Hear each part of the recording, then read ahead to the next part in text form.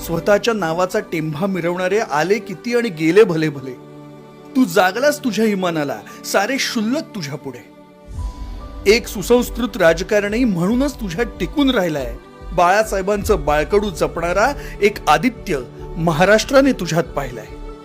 पर्यावरणाशी मनोमन नातं आपलं जपलंयस तू. ऱ्हास पाहून सृष्टीचा आवाज उठवून लढलायस तू. शाश्वत विकासाचा विचार आम्हाला तुझ्याच कृतीत दिसलाय.